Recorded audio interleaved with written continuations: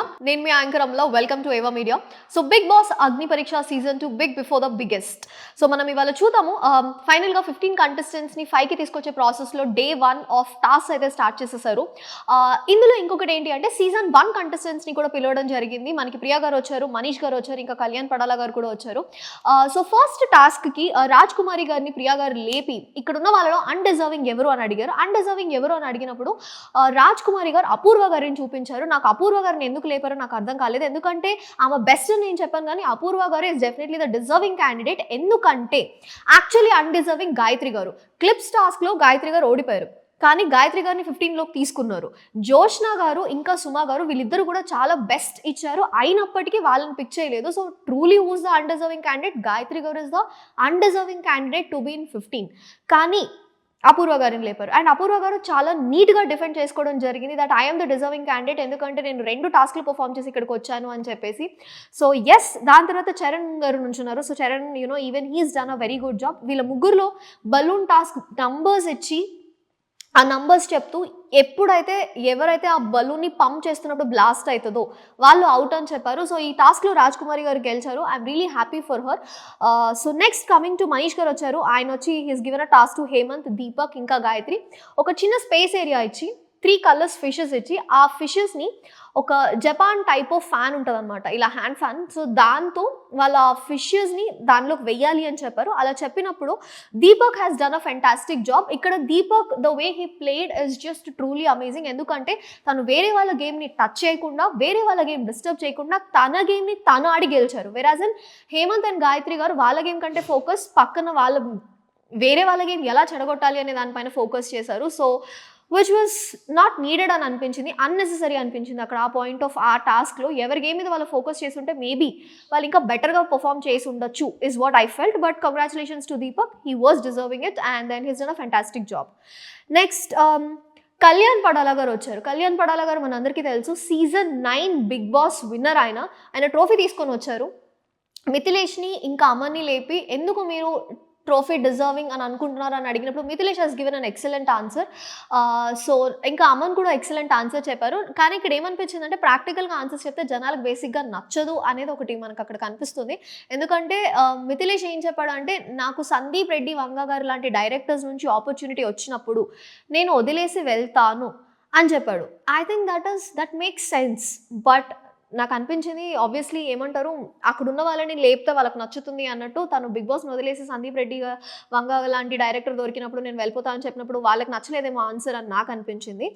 కానీ టాస్క్లో కూడా మిథిలేష్ ఎందుకో తన పొటెన్షియల్ ఎనఫ్ పర్ఫామ్ చేస్తున్నట్టు అనిపించట్లేదు. Because that guy seems very calm and composed and physically కూడా he seems very potentially enough to perform any task.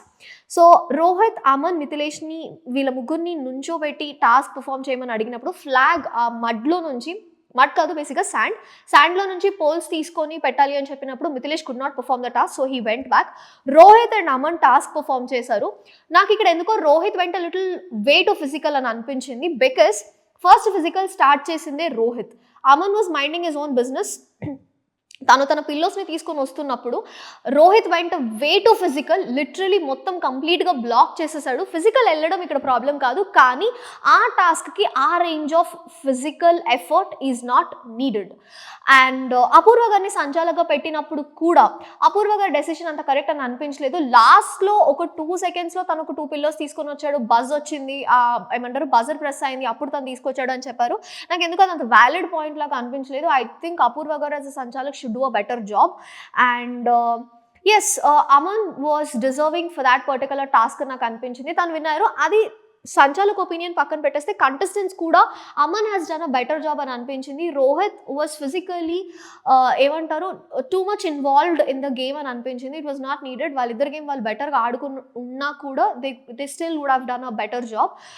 So that's what it is. అమన్కి ఫైర్ కార్డ్ వచ్చింది. బేసిక్గా మనకి 3 టాస్కుల్లో కూడా ఫస్ట్ టాస్క్లో fire card was given to Raj Kumari garu. Second దాంట్లో దీపక్ గెలుచుకున్నారు. థర్డ్ దాంట్లో అమన్ గారికి వచ్చింది. సో అమన్ గారు ఆ ఫైర్ కార్డ్లో ఏముందో బేసిక్గా చెప్పలేదు. అది తీసుకొని వెళ్ళి బిందు మాధవి గారికి ఇవ్వడం జరిగింది. సో బిందు మాధవి గారు రైట్ టైం వచ్చినప్పుడు అమన్ని సేవ్ చేయడానికి దానికి ఇస్తారు అని నమ్మి Aman has given it to Bindu Madhavi garu. So that was the whole thing. నాకెందుకో ఎఫెక్టివ్ ఎనఫ్ ఇంకా అనిపించట్లేదు. బ్యాక్గ్రౌండ్లో ఏమంటారు ఎలివేషన్ ఉంది, వాళ్ళు ప్లే చేసిన background music was elevating enough. ఏమంటారు editor was doing an excellent job with the way he was elevating the whole thing. Anchoring was elevating enough. కానీ judges picking of contestants for the task and the task was not elevating enough.